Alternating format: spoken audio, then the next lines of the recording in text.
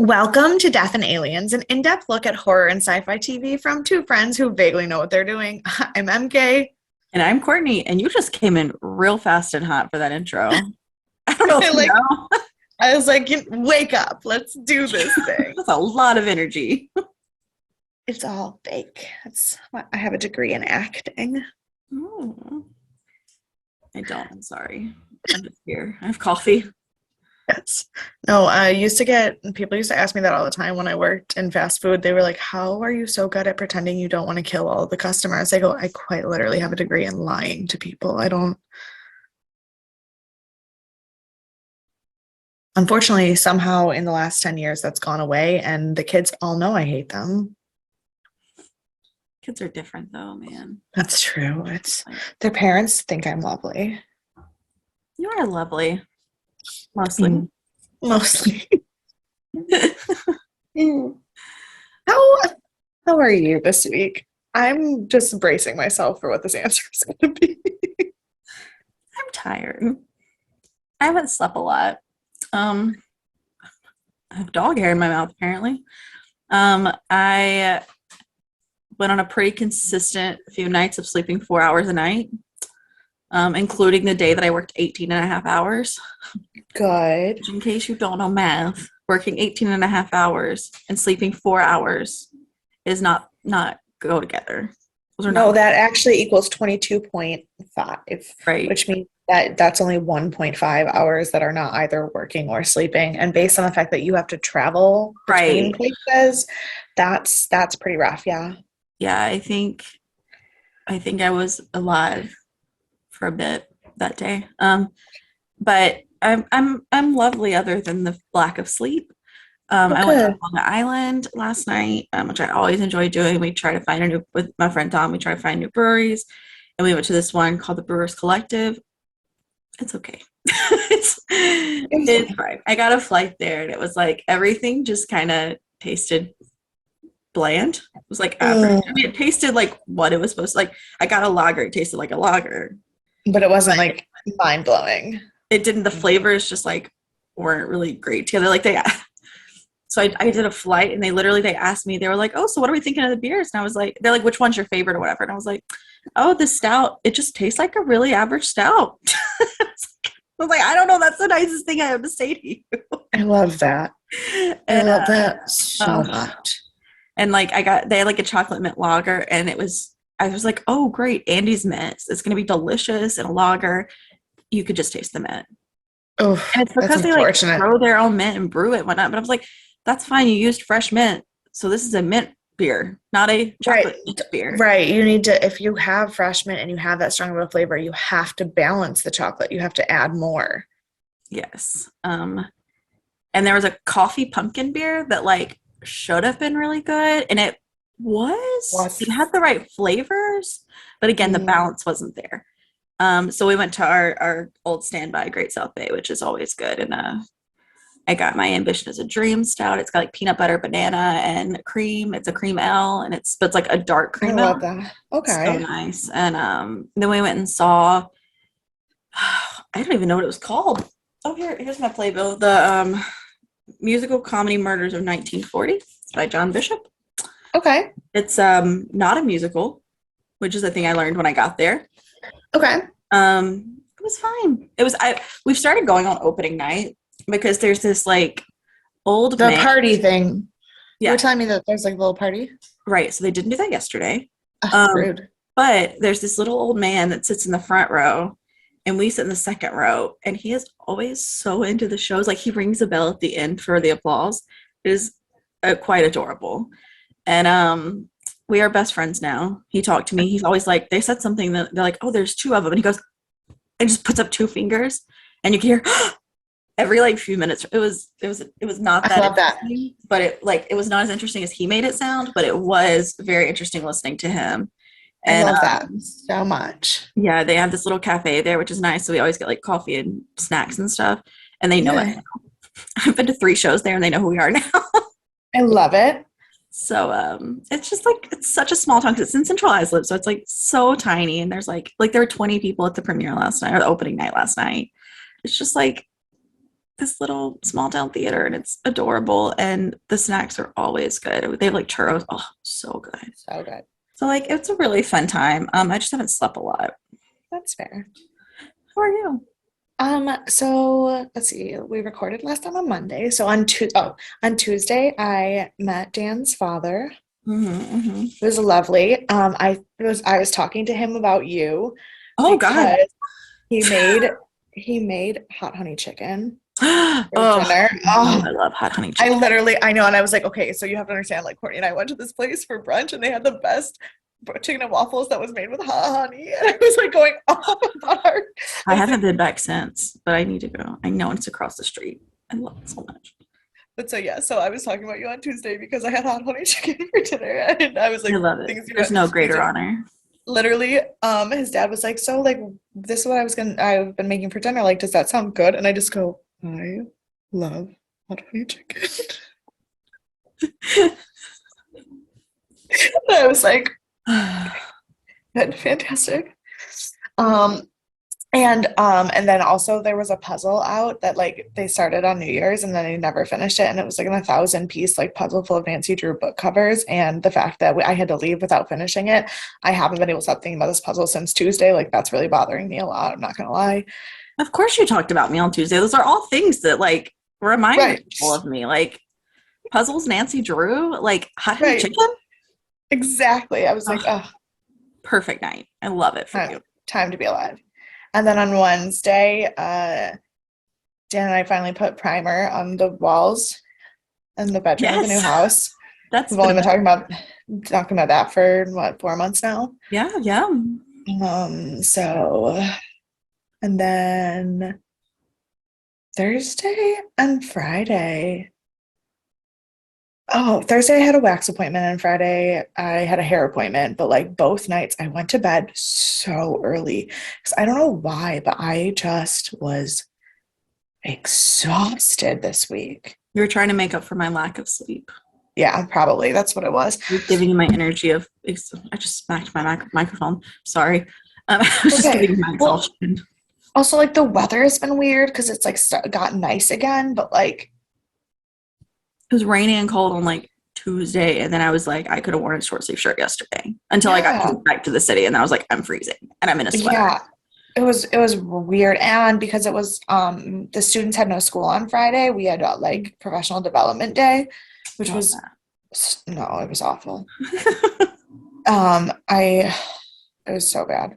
Literally, I remember the only thing I said in the morning after the professional development was my favorite kinds of PD are when they try to teach you to not lecture to kids by lecturing to you. Right. Yes. It's awful.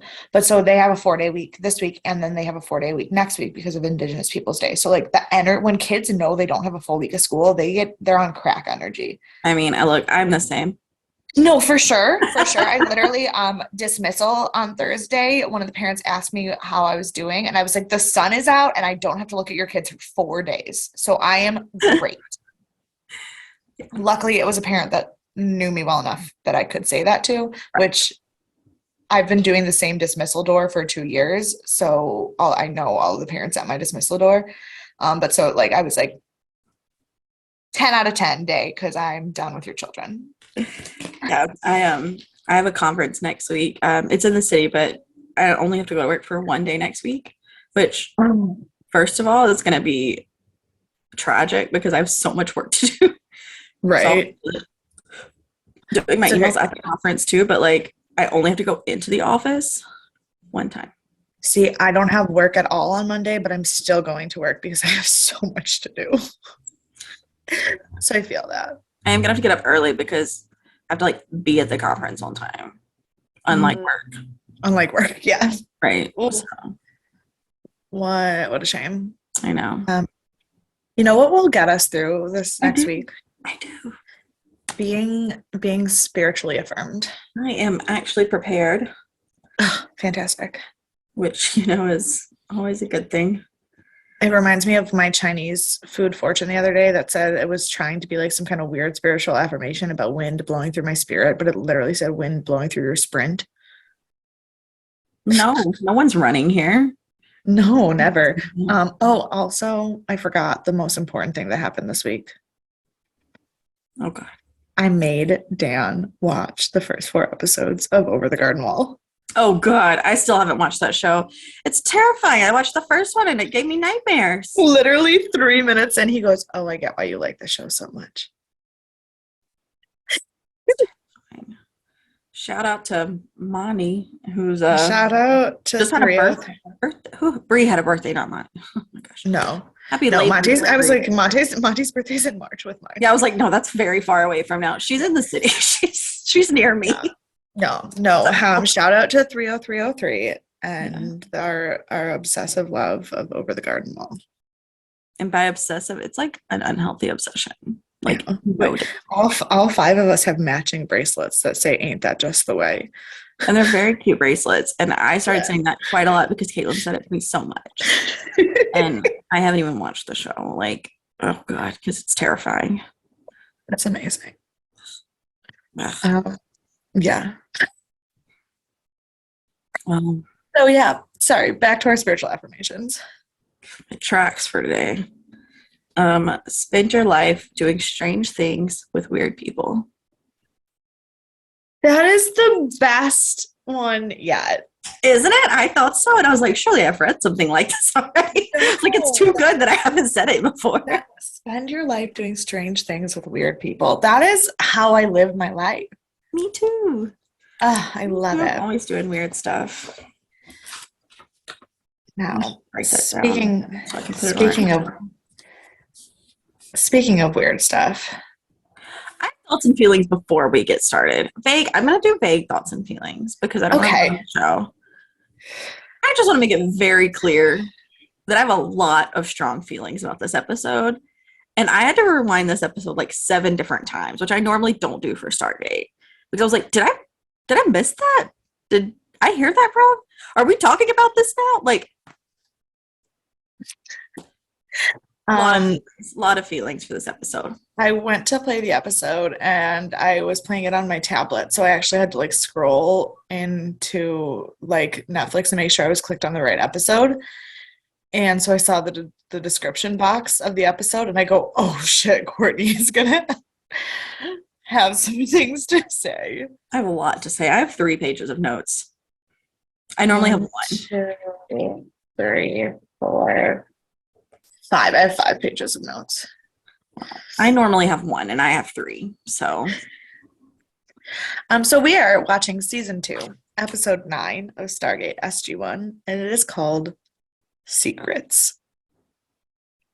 The most apt title we've ever had.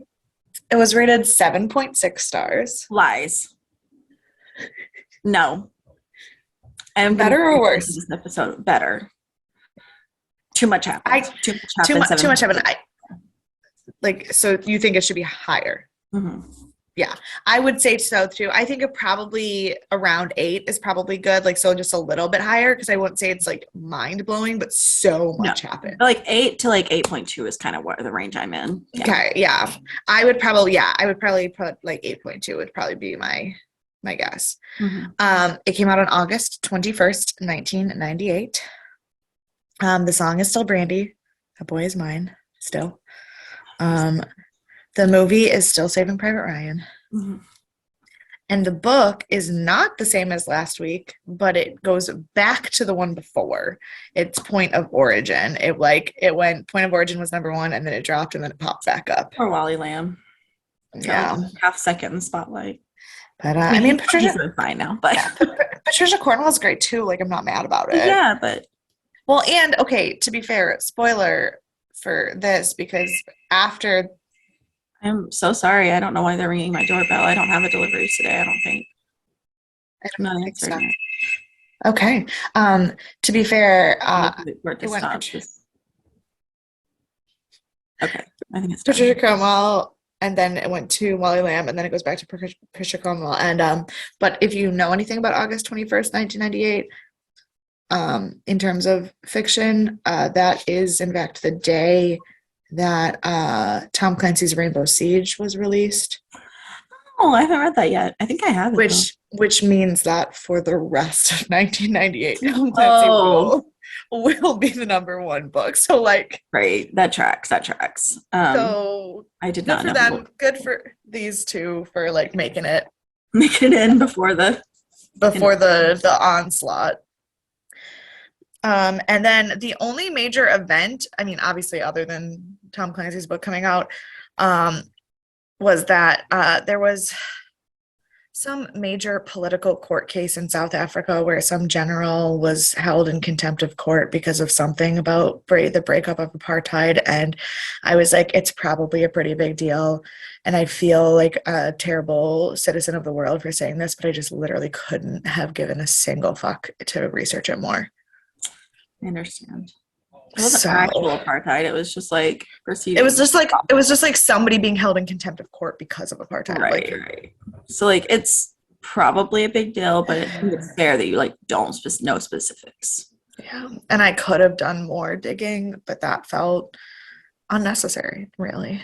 Mhm. Especially since I was doing it while I was supposed to be paying attention to a PD yesterday.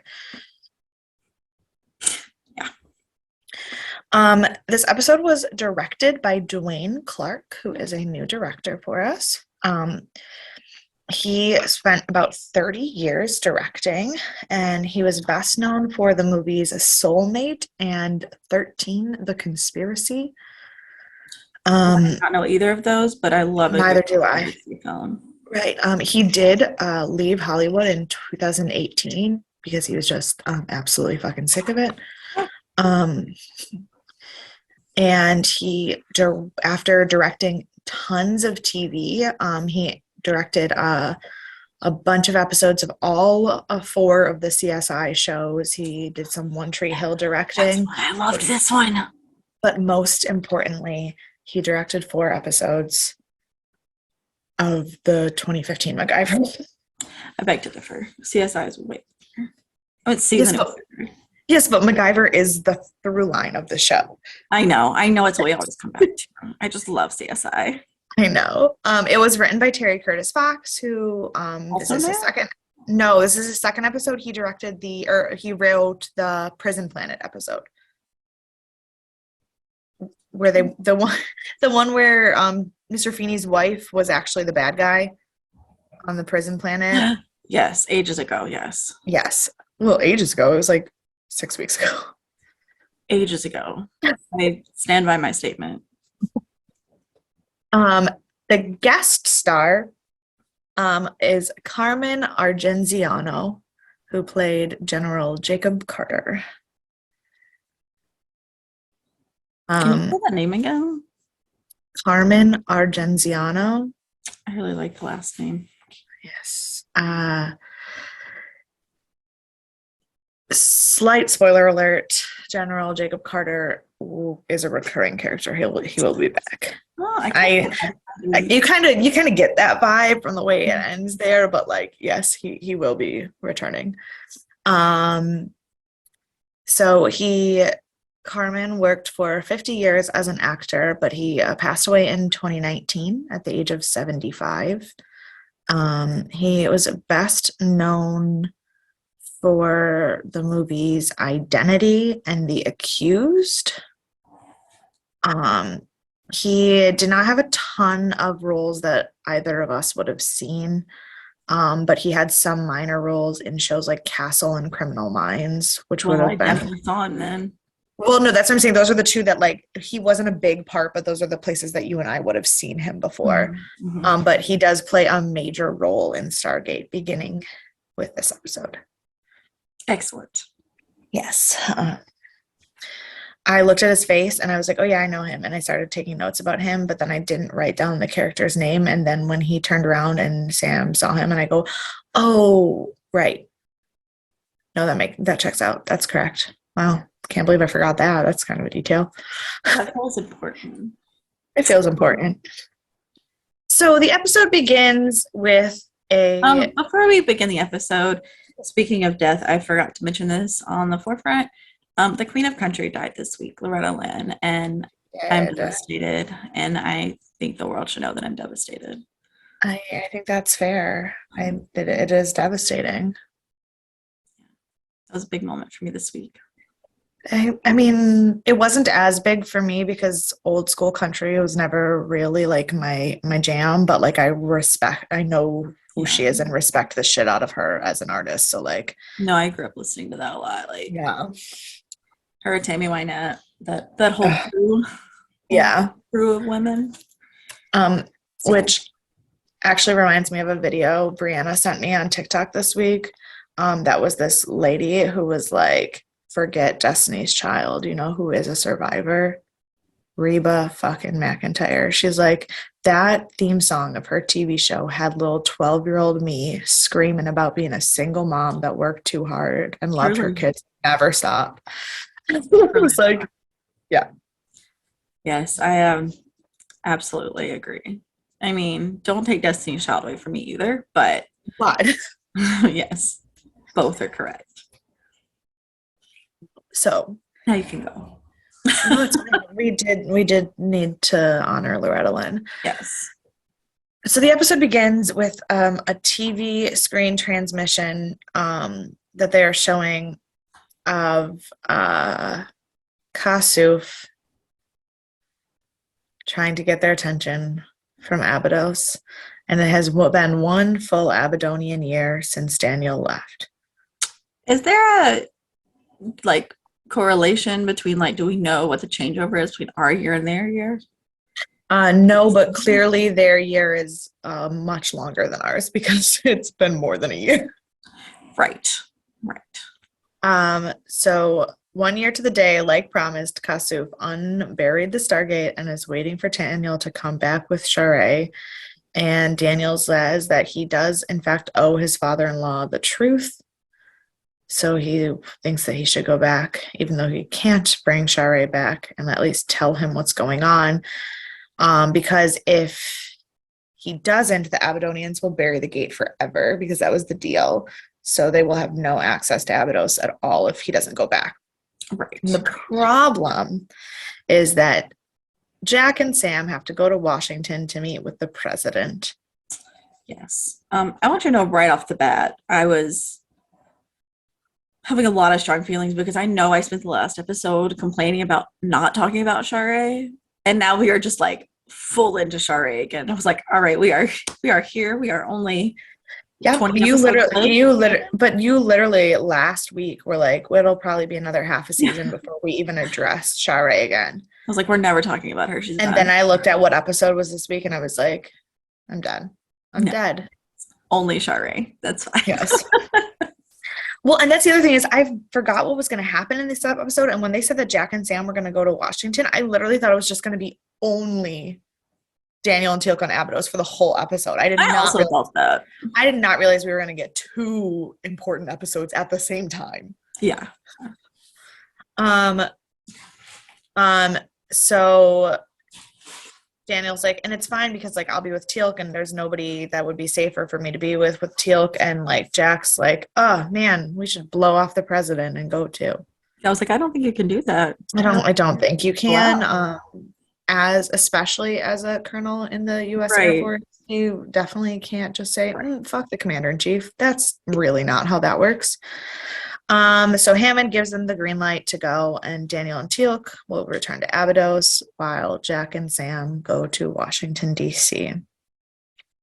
So unfortunately, because of that, this episode hop jumps back and forth a fuck ton.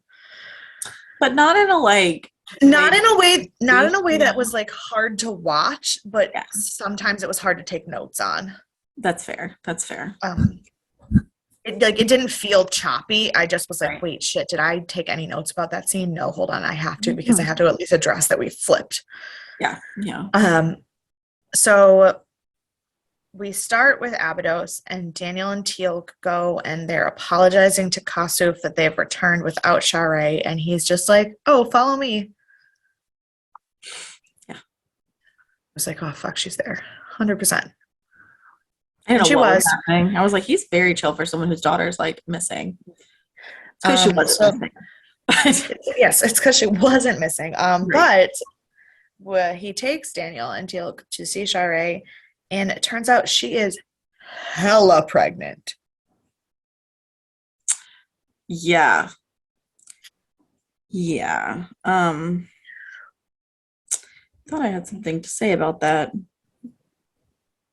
Oh, I just put it in really big letters. That's fine. That's Yeah. fine. Sorry. Yeah. And then we have the credits. Yeah. And I was like, this is a really good like pre-credit scene again. I Yeah. like That was a everyone it was a everyone loved lot. It was a lot for a cold open but because it I was felt good. yeah, I felt like the credits probably should have been after the gate scene where because it just felt like it was too much Hmm. Yeah. pre-credit, but then them stopping and having the credits right on the moment of pregnancy. It's like, oh no, I get it. That's the moment. That is But I the will moment. say, like, I know sometimes a long credit scene is like insane. But I watched for my horror movie last night. I watched Fresh and it was like 40 minutes in before they even did like the credit scene. And I forgot they hadn't done it by the time I got there, but I was like, oh no, this was like perfect timing, even though it's like real into the movie. And so that's kind of how I felt. I mean, obviously not quite as intense as the other Yeah. one, but that's the same feeling was like, oh, it was a really long time, but it was like really well placed too. So Weirdly, I was actually thinking about cold opens and how they're formatted a lot yesterday because so my dad called me yesterday to let me know that they announced that Jodie Whittaker is going to be at Gallifrey One, which is the Doctor Who convention in February that we're supposed to be going to. And I was like, speaking of that, are we going to Long Island in November? And he was like, yeah, I think so. And I go, yeah, but we haven't like bought tickets or planned it yet. Like, what are we doing? Because there's a Doctor Who convention in Long Island in November. We're supposed to be when going to the weekend before Thanksgiving, so the 19th and 20th. can I go on the 20th? Sure. I don't know what we're doing yet. Like, If you I go, gotta, that's a Sunday, right? Saturday, Sunday. yeah, yeah. I'm off on the 20th. I'm off on Sundays. Okay. Well, Long Island's like an hour and a half from me. yeah, once I figure out what we're doing, I will let you know. Oh. I wasn't gonna just come to New York and not tell you. Like, Well, I well, we was don't. a little concerned when you first started talking that you were trying to come to New York and not tell me. No, I well, probably because would have figured it out. no, I would have told you. I just haven't said anything yet because we still haven't figured out if or how we're doing it. But one of the panels at the convention is a panel all discussing all about like the art of the cold open and how Doctor Who does the cold open different than other things. So I was like thinking a lot about cold opens yesterday. And I will say Stargate's cold opens are super inconsistent in like the Yes. amount of time, but very rarely has one happened where I was like, that's not where I would have put it. Yeah. Like they have their timing isn't down well, but then again, their timing isn't down well in any aspect of the show, I would say. But their ability to like figure out what is that moment that makes you need to watch through the credits.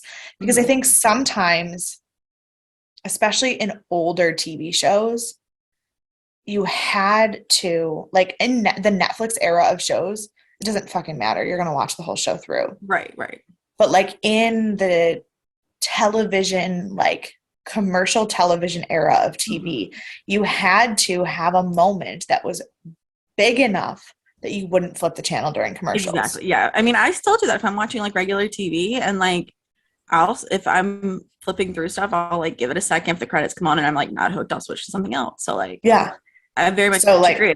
I think that is very true about Stargate. They picked the right moment, which I think is one of the issues they should have addressed as writers is that their big moment wasn't always, I don't feel like intense enough to hold that like yeah. thought. I think today's was.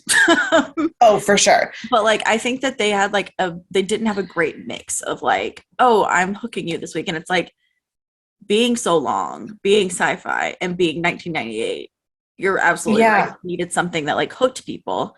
And And I I mean, think and I think I personally, like, this is partially based on what I remember, but also, again, I remember the broad arc of the show more than I remember individual episodes.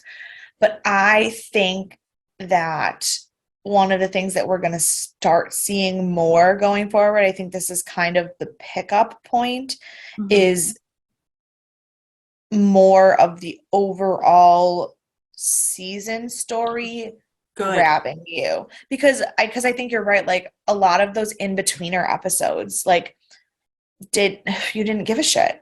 Right. And like, that's where I would have put the credits. Like, they put the credits in the right spot of where I would put them for what the opener was. Well, episode was, but did that, if I came back, if like that episode, I think the worst offender is the episode after the Prison Planet episode. Which one was that? Because remember in the Prison Planet episode, the what's her name hacked the whole computer system, and then the whole thing shut down. And then the next episode had nothing to do with that. Yeah. If I am sitting here watching a weekly television series where I genuinely what Google was invented in 1997. So this is a year into the internet, the way we know it. So we don't know anything. Yeah.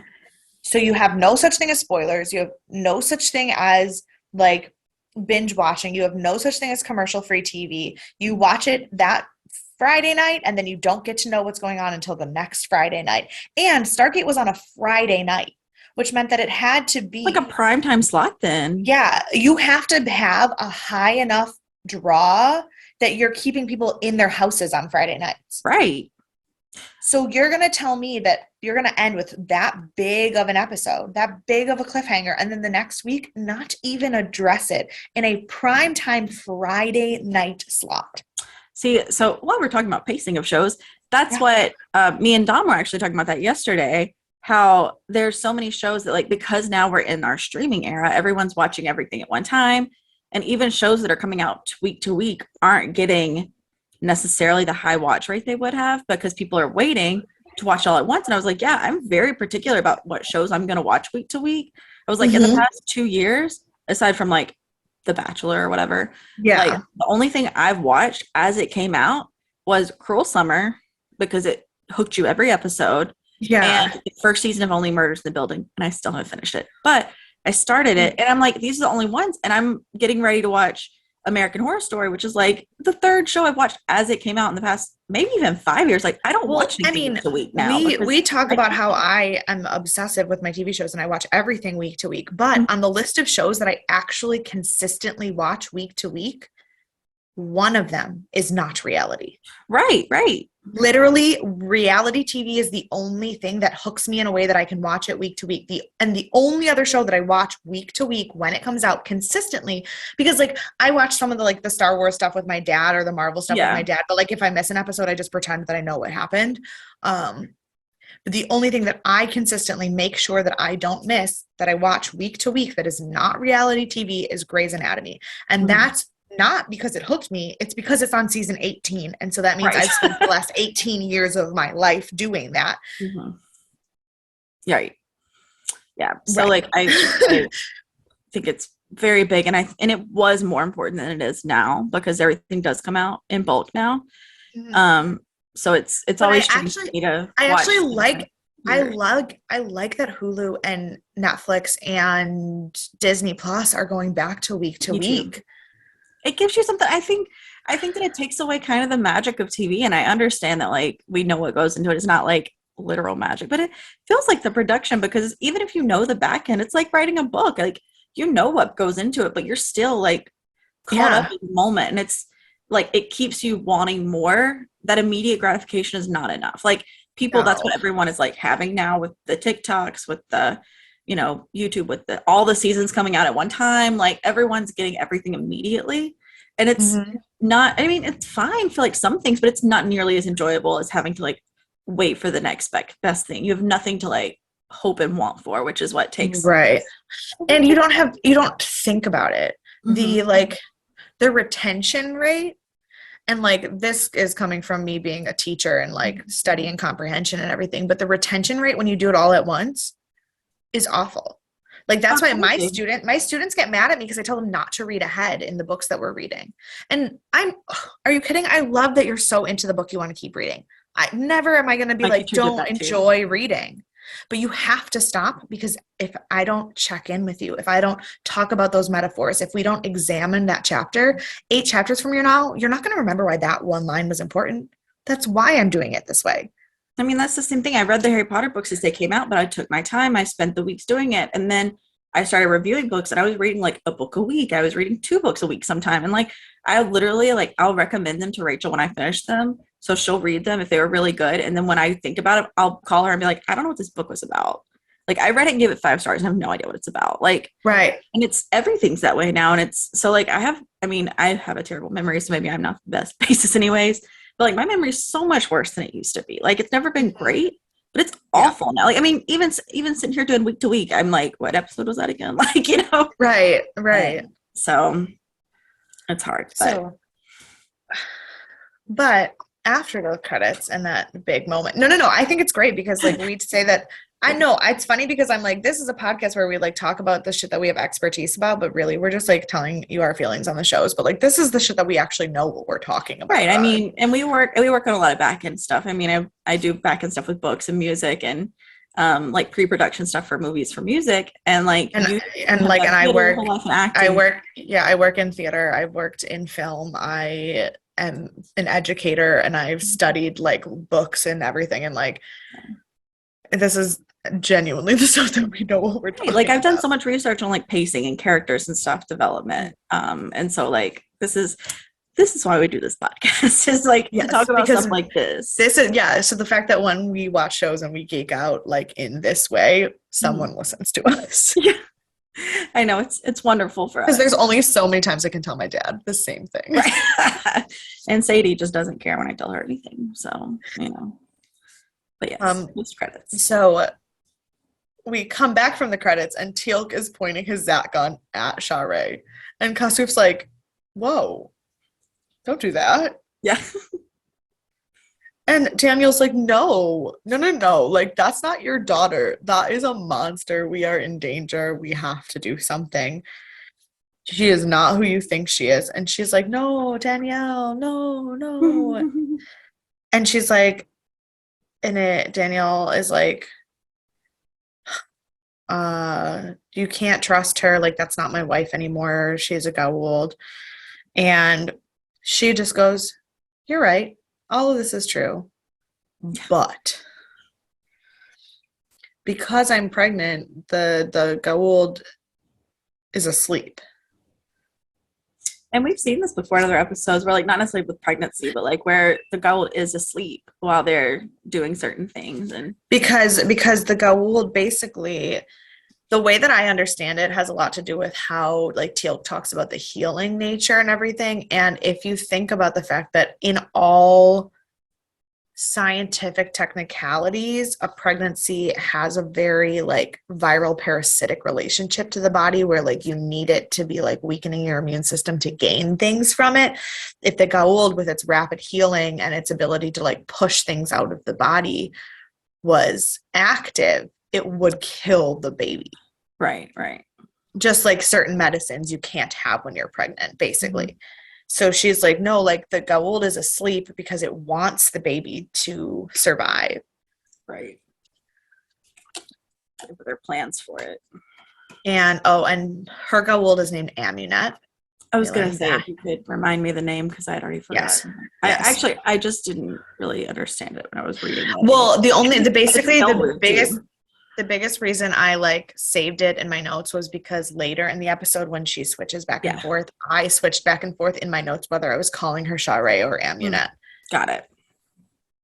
Just like in the stuff with Sam.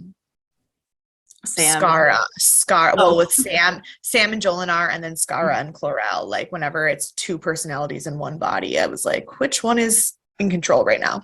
Right. So turns out Apophis is the baby daddy.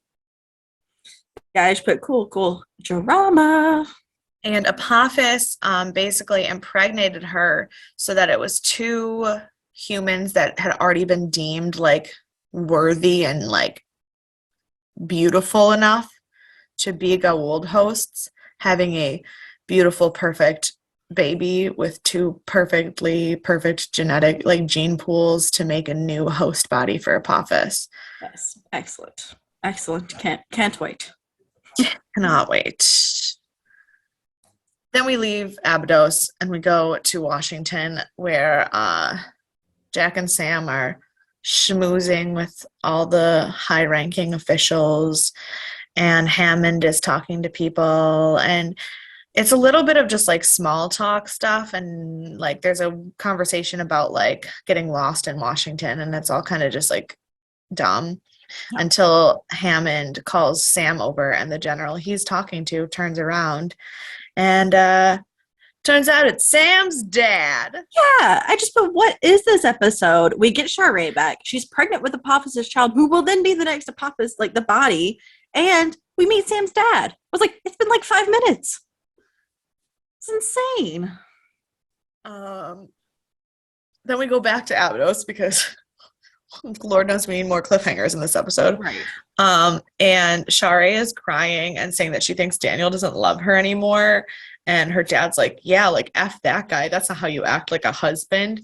And Teal'c is like, are y'all fucking kidding me right now? Teal'c's like, the problem is that he does love you. He loves you so much he can't function. Ain't that the truth? Because, you know, in this moment, Teal'c is using his empathy toward his wife and that whole situation to feel things like last week when we thought that's what Daniel was going to do, but then no. Right. So no, the non-human person that doesn't know how to be socially interactive is the one who calls on his empathy for someone else. Yeah, for sure. And so Sha're is like, oh, I know you. And he's like, yeah, well, I was there when you got your Gould implant, and I want to apologize because I was the Apophysis first prime and I had some part in you getting kidnapped. And she goes, no, I know you. You're Teal'c. You're the traitor. And like started saying all the stuff that she only could have known with the Gould hive mind. And then Teal'c, who once again is the only functioning member of this team this week, is like, Daniel, new plan. Taking Sha're back to base. And we're using her to get information from the Gould hive mind because, hold on, let me finish my sentence. Because she has access to it, but is not overtaken in this moment. So, yes. Question. Mm-hmm. I understand what they've said, what they want to happen. Why can't Teal'c use the Gould's hive mind inside of his body to do the same thing? Because it's not connected to his brainstem, so he doesn't have interchanging neurons. Okay. They need the actual, because he can sense things and feel things, but he can't like see the images or process things that would need neuron to neuron transmitter. Which is why like Sam was different, but Jolinar died, so they couldn't do anything anymore. They don't, because when they're retain the memories you get. Well, she retains bits and pieces, but not the same way. Because like she has like random flashes, she has dreams, she has feelings, but it's not the same as actually being connected to that hive mind actively. I feel like my next thought makes me a monster. I understand that. My next thought is like, why would you not get someone to like volunteer to be a host? I understand they would die and they would be taken over and it would not work that easily. But well, here's the real reason. Because the difference is that Amunet is voluntarily asleep. Right. No, but like you could, if you have someone that's volunteering to be this person, you theoretically could do enough studies to figure out how to like put the Gould to sleep. But like that would be really rough. Like it's running. It would be rough and it would be violent, and the Gould would be fighting. Whereas in this case, Amunet has like voluntarily chosen to go to sleep, and there's a significant amount of time that she will be asleep for, and it like gives you more wiggle room to not hurt Sha're to do that. Yes, I understand that what I'm saying is incorrect. It's just my brain's like logically this makes sense. No. I mean, it's a fair question. It's like, why wouldn't that be? Like, obviously, it's not ethical, but like, ethics aside, why isn't that the correct answer? And it's because of the voluntary sleep state versus the sedated state. Makes sense. So you find someone to be a surrogate that just continually gets pregnant.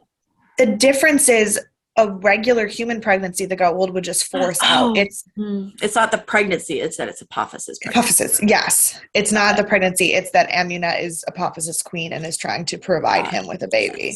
Okay. Yeah. I really want to find some logic that makes it where we No, can read the Gold's hive mind. I appreciate that you are looking through all avenues, but for once, I can genuinely actually out logic everything because this did make sense. Yeah, Rarely can I not poke a hole in the logic of Stargate, but this one actually made sense. Right, this one followed. I just really want there to be another answer, even though like it does make sense that there's not. Right. So Daniel does not take kindly to the idea of us kidnapping Sha're and running tests on her brain. And Teal'c gets so angry. And like Teal'c angry is like not like fire anger.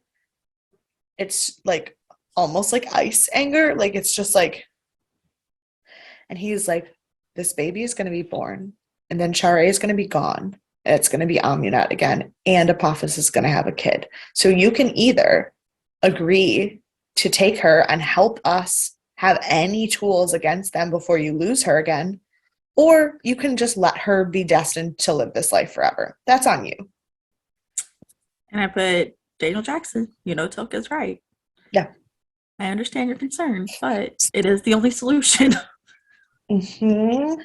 And if he leaves Sha're, Apophis will come back and retake Abydos. Right? What did we work hard for this for? Right. So then we leave Abydos, we go back to Washington, D.C., and Sam's dad is seemingly being kind of a jerk. But it's less of like a I'm an asshole and more of like that old school military mentality, like where it's like, oh, these kids these days don't know what war is really like. I lived through, and it's like, it's dickish, but like not intentionally. And can I tell you my favorite thing about this scene? Please do. Jack's response when he was introduced to him in this moment.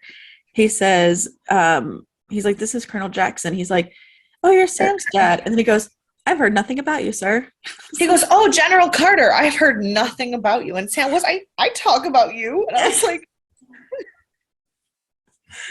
I loved it. I was like, that was kind of a rude thing to say, but he's also kind of being a little rude. So like, fine. Yeah. And I already know I like Jack better because I like Jack. But also like, I kind of just love that like General Hammond is like, like stiff upper lip, like almost British level of military, like does not have a sense of humor at all. And then General Carter is like old school boys kind of like military. And Sam, who is probably like who is an amazing military officer, is like crumbled because it's her dad and she can't talk back to her dad. Also, he's a general. Also, he's her dad. Like she just like can't. And then O'Neill is just like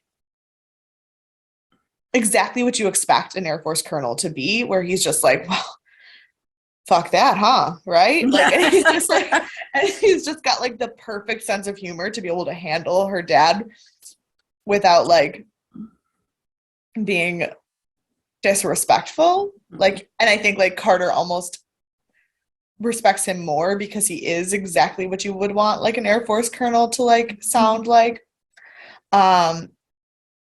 And so then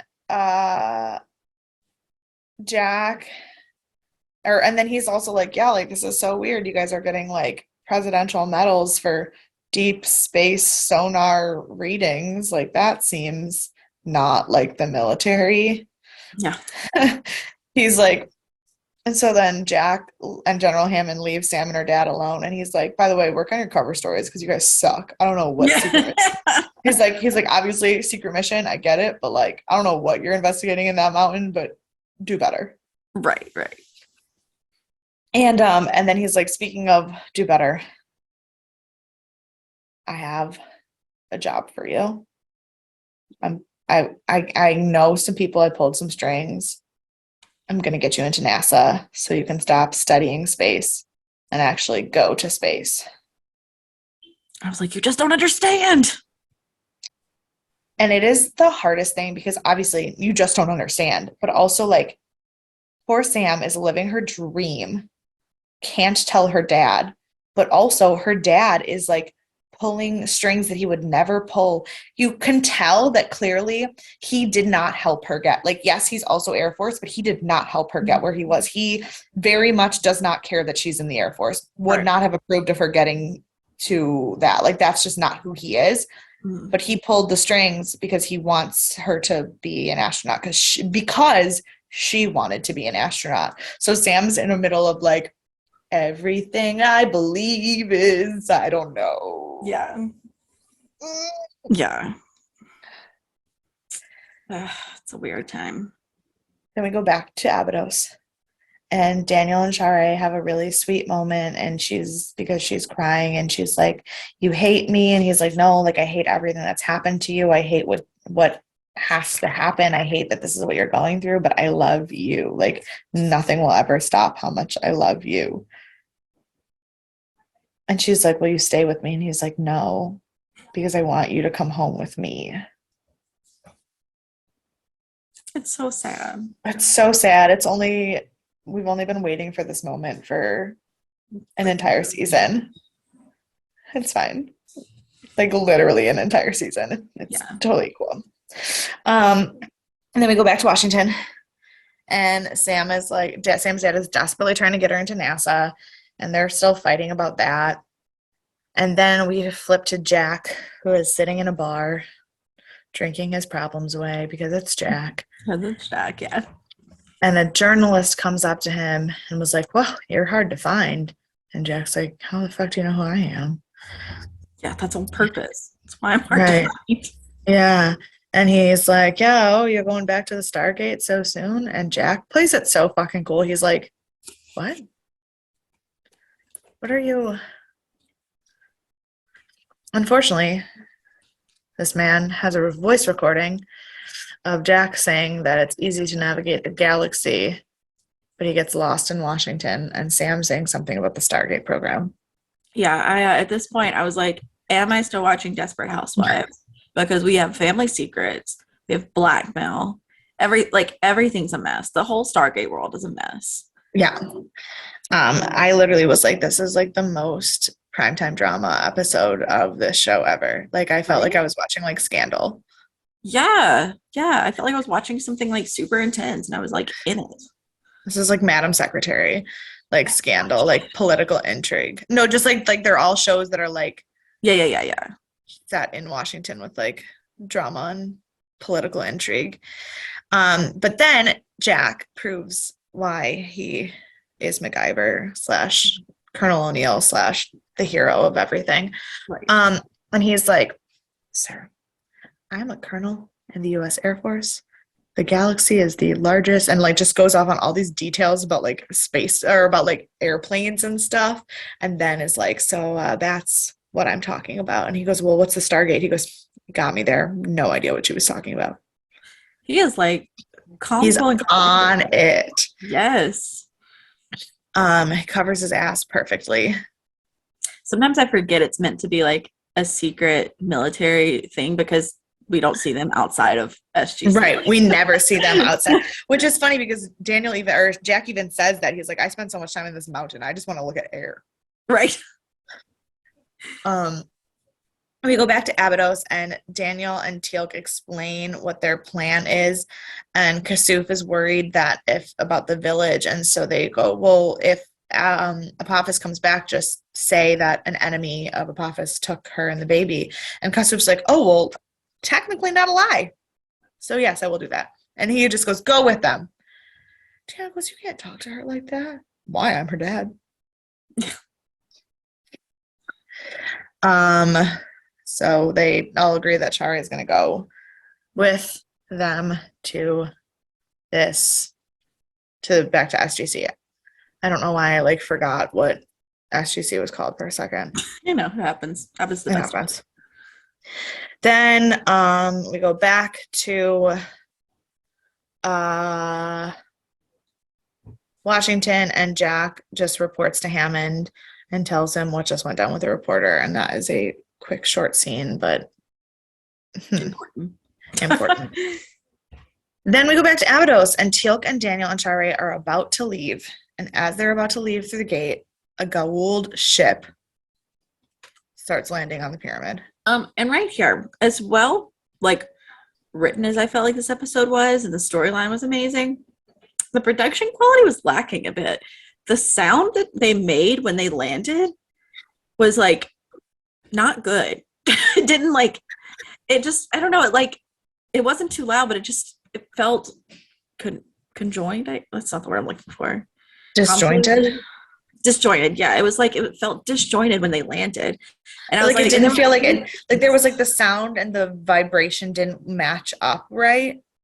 And like the sound itself like didn't feel like it fit for the sound because of the way it was like coming out. And it was just small pieces that I was like, this isn't wrong, but it doesn't feel right. Like there's something that should have like maybe they should have just like polished it a bit more before they released it type thing. Yeah, I mean, again, 1998, but not well, like I mean, just even compared to the other episodes, like yeah.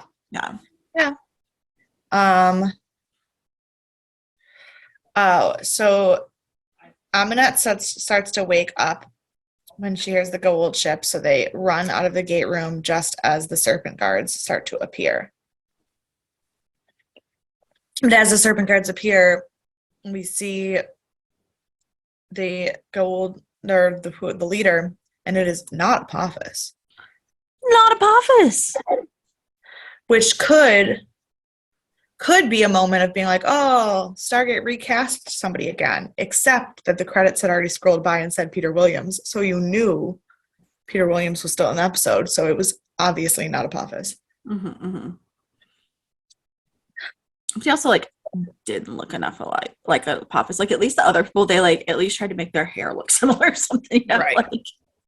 Right. So then we go back. Jack, Sam, and Hammond are discussing what to do about this reporter, because there's clearly a leak because he knows too much information for it to just be like theories. So they have to find out who talked to the reporter. So they basically send Jack to go have another conversation with him. But they're like going through their options and they're like, I don't know who it would be. It's got to be political because I don't think it's one of ours. They're like, maybe Senator Kinsey. I was like, I bet it is Senator Kinsey. Fuck Senator Kinsey. I bet it was him. Well, but then they also are like, well, any of the thing is, if it is Senator Kinsey or any of the other political people, they had to sign NDAs, which means that they're technically able to be sued by the government for like my thing is like how much like sure you're sued by the government, which means like you're basically going to go broke and have nothing to do with the rest of your life. We've also unleashed the biggest secret to the world. Like someone's paying you to write a book. Like once you've broken it, like yeah, but there's usually, depending on how the NDA works, there's usually some kind of clause where like you can't profit on it.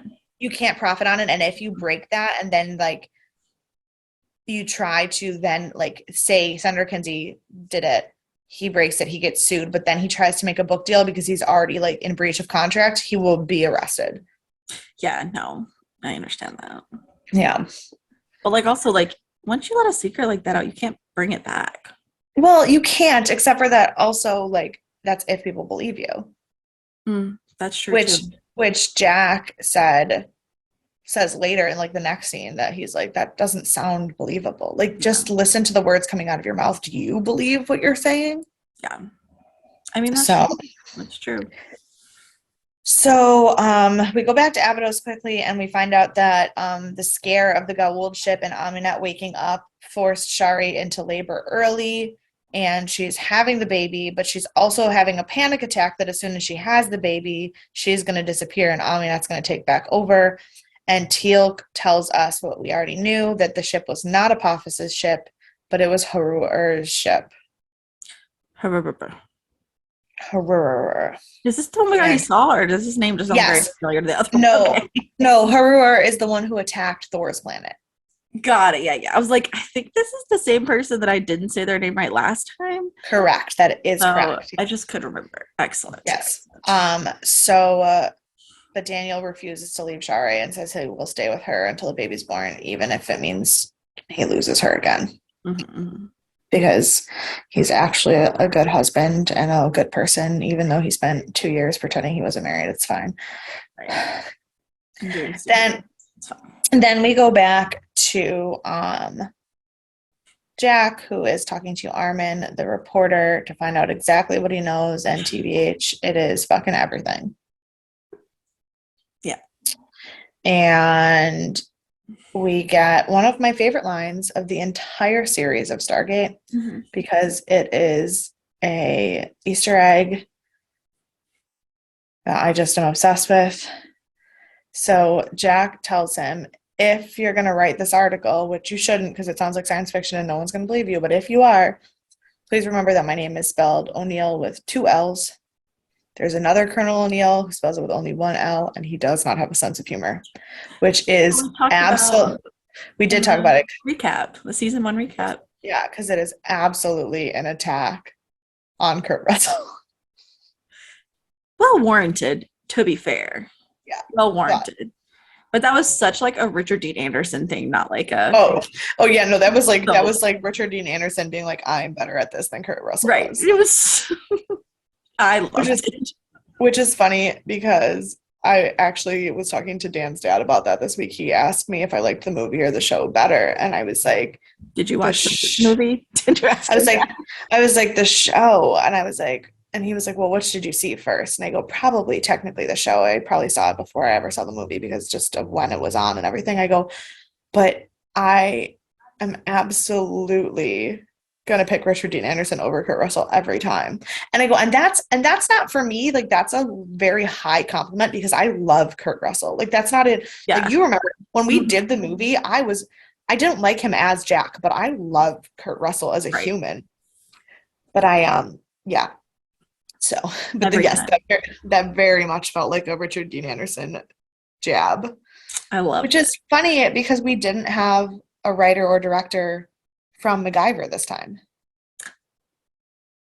Wait, didn't you say? Wait, no. Oh, did Terry Curtis Fox work on Macgyver? He had 4 episodes of the new Macgyver. Oh, but that's the new Macgyver, so it wasn't the new Macgyver. No, that's the director. But Terry Curtis Fox, I didn't look at his credits because I had already talked about him. Because I did. Yeah. But I didn't remember. I have my other notebook here. I do not remember. The Gamekeeper is not the correct episode. The Need is not the correct episode. Thor's Chair. No, when was the Prison Planet episode? Ages ago. Oh, Prisoner. It was episode 3. See, I told you ages ago. Yeah. No, he did not. He worked on JAG. He did work on JAG. He's a professor at NYU, but he did not work on Macgyver. So that was all Richard Dean Anderson. Absolutely.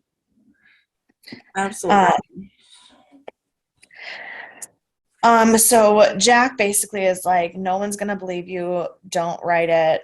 But if you do, don't forget how to spell my name. And then he starts to walk away, and then Armin gets hit by a car. Yeah, my next line, I'm like, what we should call this episode like blackmail, murder, and family secrets, just to confuse the hell out of the like listeners, because like that's not Stargate, but it is, and it works so well. Like, yeah, that's not what you expected when you started this episode. Nope. And then he basically tells Jack that he knows Stargate is the one who hit him with a car. He's like, we didn't do it. And Jack's like, it was not us. No idea what's happening right now.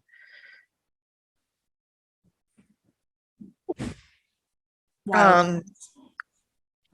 Then we go back to Abydos, where we just get a very, very tiny short scene of the guards attacking Kasuf, trying to find Sha're, and he says that he doesn't know where she is, which is not untrue, because as far as he knew, she got off the planet. True, yeah. Then we go back to Washington, and the medal ceremony has gotten canceled because Jack had to deal with the paperwork of watching this man get hit by a car. Right. And it pushed the schedule back, and the president could not rearrange his schedule. I mean, My real thought, like, listen, I understand that like the witnessing and like police investigation, and it's very important, and I'm not saying it's not important. But why wouldn't the police just say, go get your medal and then come back? like meet us back here in an hour. Like what? Like we know where to find you. You'll be with the fucking president. Like, Right. And like you can't get away. You work for the government. Like we're not gonna right. lose you. So confused. Yeah. Um, I mean, it's fine because it turns out better in the end, but like Mhm. so confused on the logic on that. Um, and so uh Jacob is talking to Sam about this whole thing with the president giving them the medal, and he's like upset that he can't see it because he can't go back to the base with them. And she's like thinking he's being obnoxious, and then he just goes, Sam, I have cancer. We learned she has a dad, and then we learned he has cancer. It's like what? There's too many emotions through this scene. I mean, this episode. And we find out that he's really been pushing the astronaut thing because he just wants to see his little girl achieve her dream of going to space before he dies, which like little does he know that like she is already part alien, like at this point. That's true. Like and she's like, well, it's my dream, shouldn't I get to pick? And he's like, dads have dreams too. And then she's like crying and he's crying, and he's like, don't worry, it's not a fast moving cancer, you don't have to check on me tomorrow. And she was like, dad, please don't leave like this. And then he does anyway. Yeah, I'm not feeling very positive feelings about him so far. No, dysfunctional family. Watching Sam crumble and no longer be like the strong feminist icon that she is because her daddy said something to her made me so upset, because I would be exactly the same. Yeah, but also like your dad's not gonna be like that. No, my dad and I have a great Right. relationship, but if my dad was disappointed in me, I would absolutely lose all of my ability to stand on my own 2 feet. Yeah, no, yeah, very true. So I get it, Sam. I do. I hate it, but I get it. Mm-hmm, mm-hmm. Then we go back to Abydos and Sha're is giving birth, and like the second the baby is not in her anymore, Aminat comes back out and takes over Sha're. And this was another scene when her eyes flashed colors. I was like, I feel like that wasn't done as well as it could be, because we've seen their eyes flash colors. I mean, we'd already seen it once in this episode that looked better. Right. And I was like, this felt like I was watching Kolchak again when this episode got shot. Like it was to be fair, and this is, I agree 100%. To be fair, the other scenes where they did it were not as dark, and I still think like working special effects into darkness was a skill that was not quite where it could have been in the 90s. Right, but it felt like we were watching it from Kolchak, which was what, 25 years before this? Like I feel like the change in special effects between 1978 and 1998 versus between 1998 and 2018 are two totally different levels. Yes, correct. So you're not wrong, right? But little things like that, I tend to give, like if that had happened in Bates, I'd be pissed. Right. Because that's another 20 years removed. But in Stargate, when it's like little mishaps like that, I tend to be like, okay. I think that's why I notice it more, because I have been impressed with a lot of their special effects for a 98 show. Well, so, like, especially the gate itself. Like the gate itself, to this day, I still find to be the most, like, because it's not the best special effects in the world, but like for 1998, that's impressive. Right. And I think that's why, because like I do understand it's 98 and I do agree like with everything you're saying about the timing and whatnot. But I just like, I know that Stargate production itself has done so much better in the past. And even in this episode. And it's like they worked so hard on the storyline for this episode, which is great. Super appreciate that. That then they were just like, it's okay if we like don't pay this other like $500 to make sure this scene. Well, I mean, their episode budget was definitely screwed by the fact that they had to do an on location shoot in Washington. Right. Like, I mean, I think those two staircase scenes probably fucked their whole budget for the episode. Yeah. truly. Yeah. Like, and I wish that I was saying that like as a sarcastic matter, but like I'm not. No, absolutely not. No. Those two staircase scenes and not being on location and like not to say that they don't have location shoots all the time. Right, but it's different. It's different, yeah. I wonder where do they shoot the Abydos scenes and stuff like that? I feel like that must just be like a sound stage. Yeah. Like a I set. don't think I don't think it's I think it's a sound stage. I don't think that they do anything on location. Right. No, I don't think they would either. So those Washington stuff really would have been like a huge deal. Yeah. Yeah. Especially because like they've been filming in like Canada. Yeah, they film in Vancouver, Right. is where they film most of their stuff, and I know that's where their the SG base like set is. But I don't know. Well, we'll find out. So travel Maybe. expenses aside, like you have travel expenses plus shooting expenses plus. Yeah. Yeah, I mean it makes sense. It just wasn't standard across the whole episode either. True. Then where was I?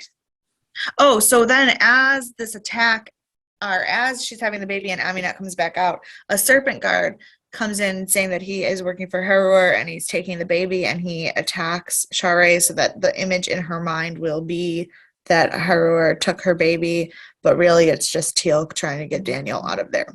Because he's so smart. Because Teal'c is literally the smartest person in this episode. Then we go back to SG base where we have this really beautiful medal ceremony and it's really sweet. And Hammond is like, I'm sorry that the president couldn't do it himself. And Sam's like, honestly, like, no, it's better this way. And I think it is better this way because then he can actually like be honest about what the medal's for. Right. And also they were like it means more coming like I mean, sure, the president's an honor, whatever to get your medal from, but like it always means more personally when you get it from someone that you like. Someone that actually like knows what you've done. Like right. Yeah. Right. And then so Sam goes to get ready for the mission, and there's a moment with Jack and Hammond where Hammond's like, I promise you it was just an accident. I know nothing about it.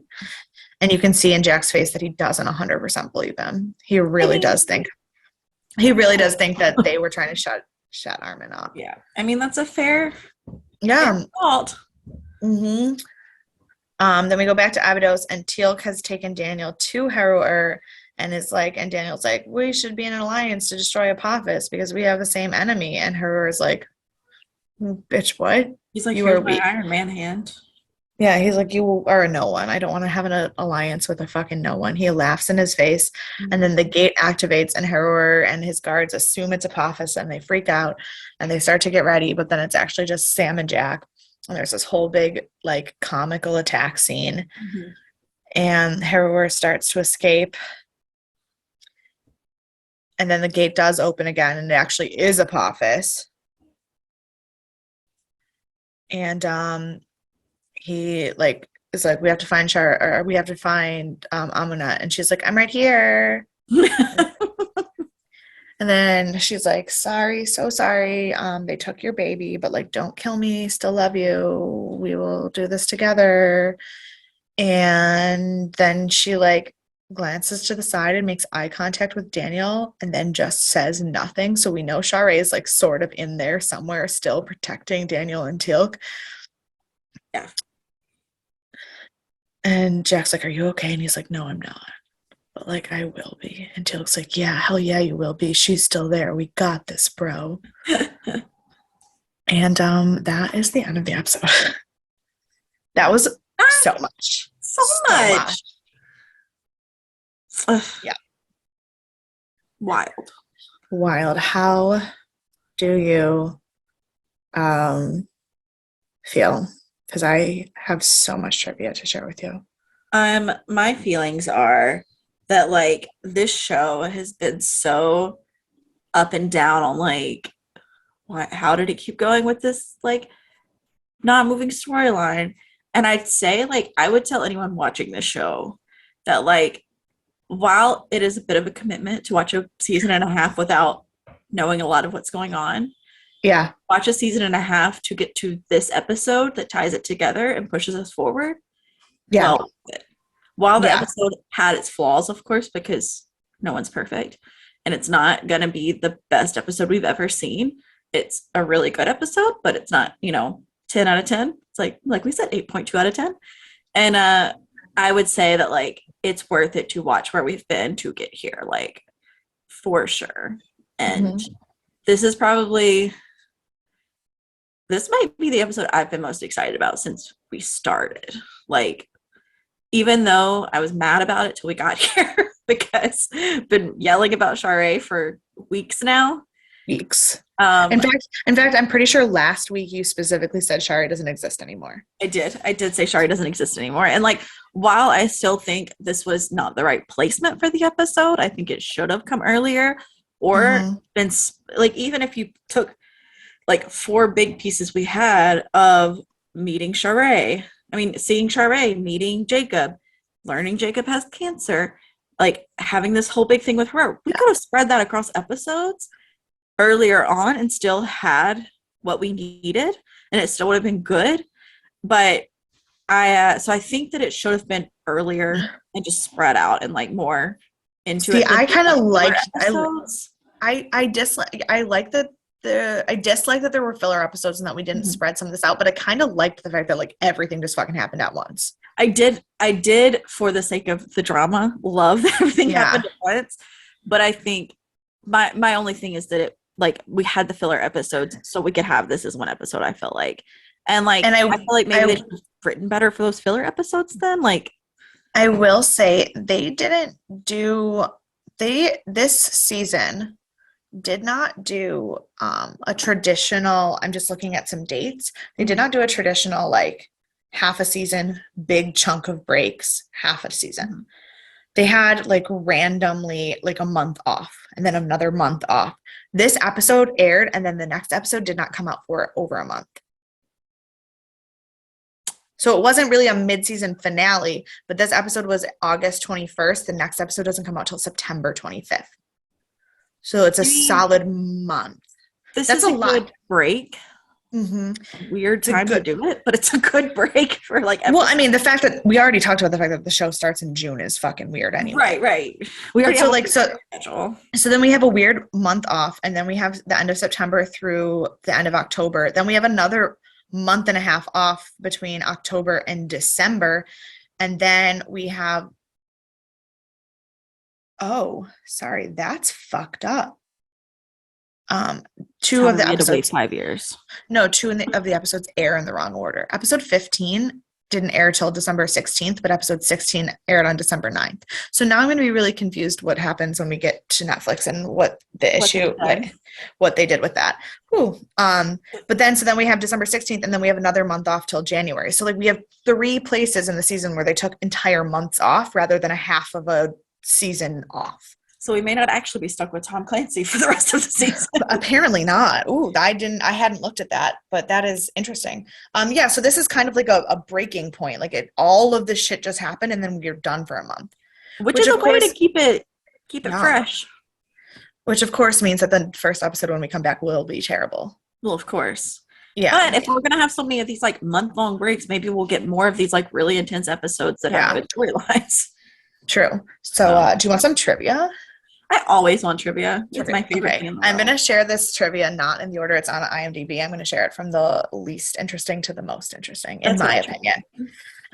So this first of all, this is the first appearance in the series by Carmen Argenziano, who plays Captain Carter's father. We knew that because I talked about it. We also already knew the line about the 2 L's was a dig at Kurt Russell. That those 2 were already known. Eric Avari had previously appeared in Stargate 1994 as Kasuf, but this was his first appearance in the TV show. But when we did the movie, we talked about the fact that he was one of the few that would be the same character in the show. But yes, this is the first time Kasuf is back on the show. Because we haven't talked about Abydos since like the movie. Correct. Kasuf says that Sha're had been with them for more than a season. Assuming that the Abydonian year has 4 equal seasons, and given the 5 months elapsed since Apophis's attempted attack on Earth, and that Abydonians are human, thus a 9-month pregnancy. Sha're had already been taken home before the attack was launched. So Sha're was already pregnant when Chlorel became Chlorel. Right. Like when Skara became Chlorel, that was already a thing that had happened. Well, that makes sense because he would get all this set up and then he would go out and try to attack the world after he had his background set. Like, yes. Second plan. So that makes sense logically. Yes. This next piece of trivia does in fact debunk something that we had literally just been talking about. Because the establishing scene of Carter and O'Neill in DC shows them on a steps passing a bronze bird. That statue is actually called the Bird of Spring, and it is at UBC Robeson Square in Vancouver. Yeah. So maybe they didn't use their whole budget to film at the stairs then. They filmed it at the steps at the University of British Columbia, Vancouver. So, JK, ignore everything we said about on location filming. We know nothing. We know nothing. I only lived in DC till I was 2. It's fine. I've never been to DC, even though I'm like 30 seconds away or something. I lived there till I was 1.5. But like, you don't know memories? Things? How many memories do I have before 1.5? Zero.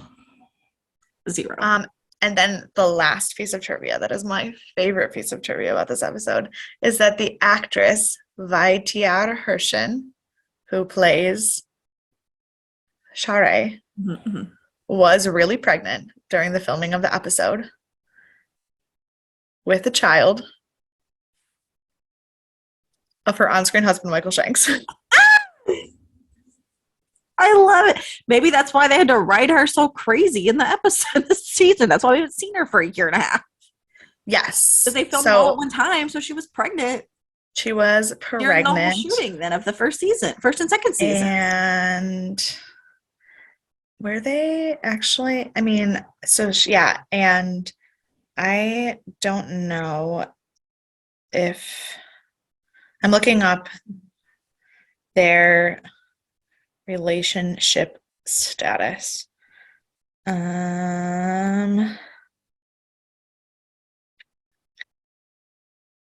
They personal life. They were not married. They were together, obviously, and their first child. She is from Tahiti. She is French Polynesian. Fancy. But so they were together. They had a baby. Her name's Tatiana. They broke up in 2001 when he met his current wife. So they never got married then, is that right? They never got married, no. Oh. Yes, but so but she was legitimately pregnant. So all of those things that he was saying about loving her and like holding her when she was pregnant and like wanting to be there and for the birth of the child, it's because it was legitimately his child. Aw, I love that. And also like she is 58 and she is still gorgeous. Like I know.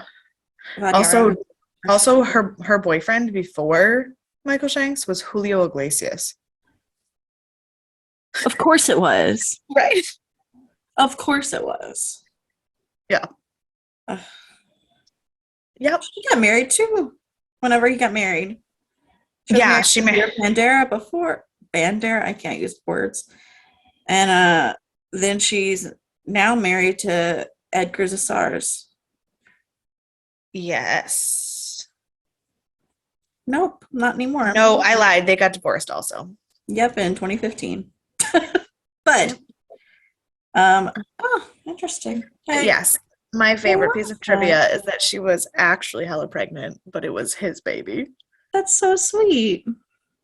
I love that. But it wasn't a boy. It was a girl. They had liars. I highly doubt she also gave birth on screen for real. So. I mean, probably not. Fun fact, I've seen birthing, but it was a C-section. Oh. It's I saw like that's even more dramatic, and they have a lot less like oh yeah. emotional movement in the C-section than a actual. Yeah. I saw this video. It showed up as like a recommended video on the Death and Aliens Twitter feed, and Okay. it was this woman. I literally have no idea. Like the algorithm is just trying to get Death and Aliens Twitter to be more active, so it like sends me like Here's this weird thing notifications. about you, like It just like sends me like notifications about weird shit. But it was this video and this girl was like, it was like, don't let your kids watch Hocus Pocus. yes.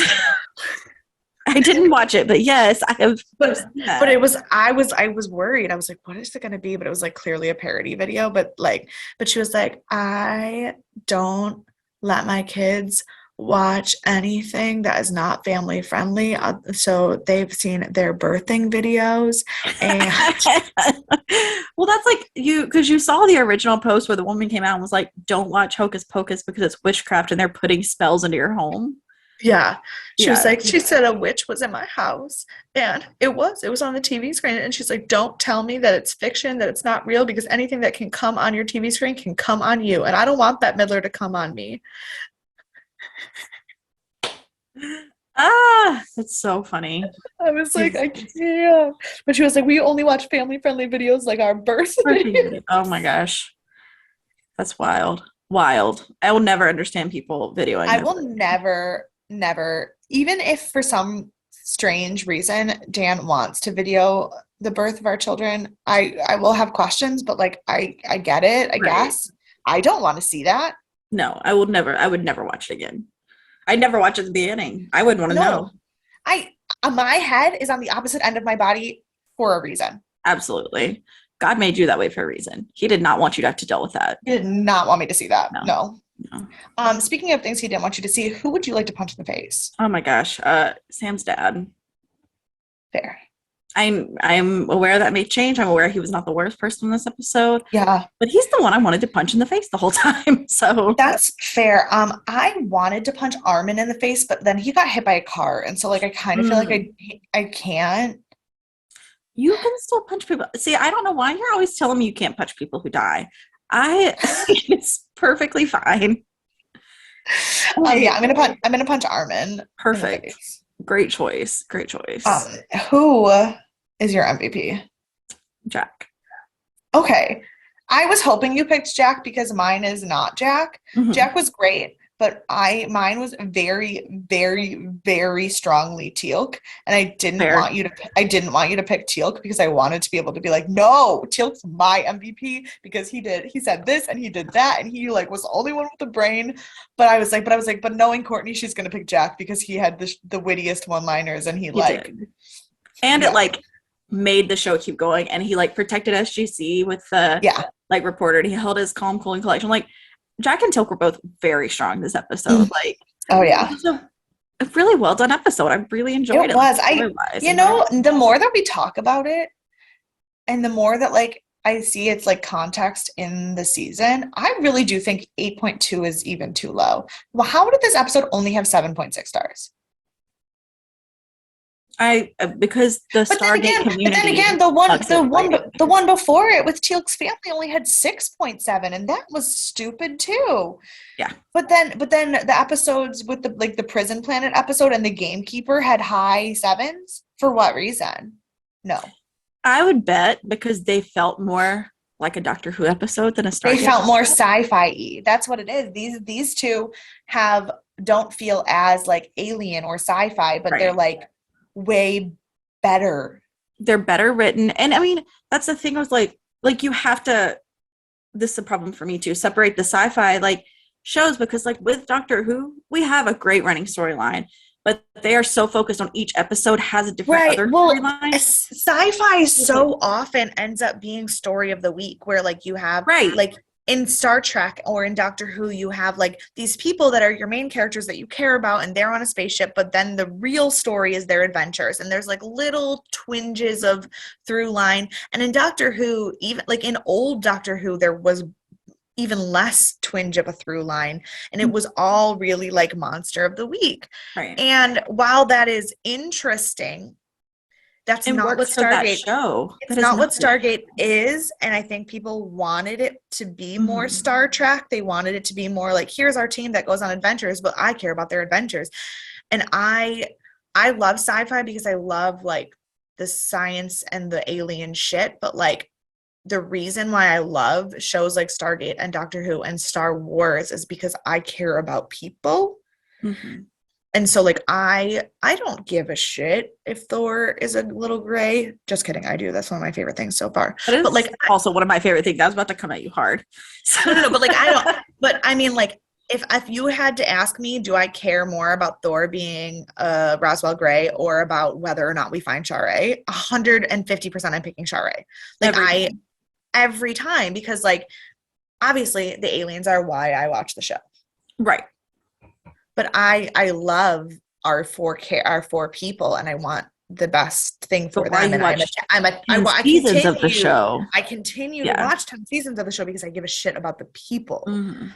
Aliens are going to be aliens and they're going to be interesting and like this show is going to do aliens as well as X-Files as well as Twilight Zone as well as Doctor Who. And like sure there are some things that are different that are more interesting and like there's different takes on it, but an alien show is an alien show is an alien show. Right. Right. What gets people to stick around for alien shows is what emotional heart the characters have. Yes. Because it's a TV show. You're there for the whether even though you're there for the aliens, you're there for the story, especially if you're gonna make it last 10 seasons. Like For sure. you I can't mean 10, not 10 have the heart seasons and behind it. yeah, 10 seasons and 3 spin-offs. Right, right. Yeah. And I feel like this episode is getting us where this is the show we're watching. We're no longer what's going on. I mean, and maybe next week we're gonna go back to like nothing matters and nothing is Oh, gonna, I'm sure. but this episode feels like this is the show we're watching. This is why we keep watching it. And I thought it was very well done. So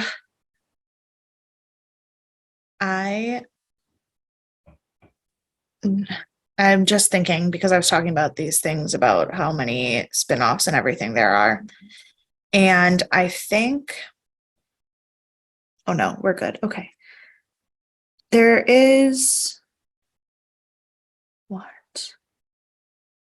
There's multiple versions of how to watch the show. Chronologically. Yeah, like there's like the canon order versus the alternating seasons Release. order versus the what show at a time. And then there's also a web series called Stargate Origins that, I've heard of that one. yeah, that technically looks like we were supposed to watch already. Which makes sense because it's Origins. Right. It's about Catherine Langford. Oh, I love that. I love Catherine. So like this is saying that what we should have done was watch the movie, then watch Origins, then watch Stargate SG-1 seasons 1 through 7. Then you do Stargate SG-1 seasons 8 through 10 and Stargate Atlantis seasons 1 through 3 alternating. Mm-hmm. And then you do the movie The Arc of Truth. Then there's the movie Continuum. Then there's seasons 4 to 5 of Atlantis. And then there's Stargate Universe. Welcome to our Stargate podcast. We'll be doing tour 90. Which I am absolutely down for. But I'm trying to figure out, I think that makes the most sense. But now I'm trying to figure out when we pause to go back and watch Origins. I mean, end of the season. It's how long? It's a web series. How long is it? That's true. I don't know. Because like if it's a month, if it's like 4 episodes, who knows? Like, right. I thank you so much for tuning into our planning on air. This is also the probably longest episode in all of existence of Stargate because we are real into it. It is 10 episodes. Stargate Origins is 10-minute episodes. So when do we finish season 2? We will finish season 2 in January? No. Something like, no, okay, hold on. What month is it right now? October? I don't know. Yes, it is. So that was October. This episode comes out October. No, you know what? I The have teal. thoughts, but I say we leave them off and we'll discuss in a second. Okay, I don't know yes, if you like let's cut stop. this or if you just want to like be here for the chaos. It's whatever. No, I mean, listen, if you guys want to be here for the chaos, send us an email at deathandaliens@gmail.com so you can find out the watch order well in advance. I will give you a breakdown of week by week. Just kidding, I won't because I don't even know it. But like if you really want it, I will let you know. Also, yeah, just ignore me. I don't know what thought I was gonna have. You can chaos. We're recording on a Saturday morning, which is so out of the normal for us that our brains are also not doing what they're supposed to do. No sleep. Correct. But you can also follow us on all of the social media at Death and Aliens, and you can follow me everywhere at EMKAY_superstar. And you can follow me at CECloud13. And we will see you guys Again. Well, no, but we'll see you for Thriller Thursday, where we do the penultimate episode of season 3 of Bates Motel. Are you scared? I'm so scared. I'm so excited. I'm so scared. I haven't watched it yet, so like I don't even know. I haven't either. That's the other thing. We messed up all of our schedules, so we're watching it the same time we watch the finale, which maybe is good for our mental health, but we'll see. Yeah. So with that, we will talk to you guys later. See ya. Bye.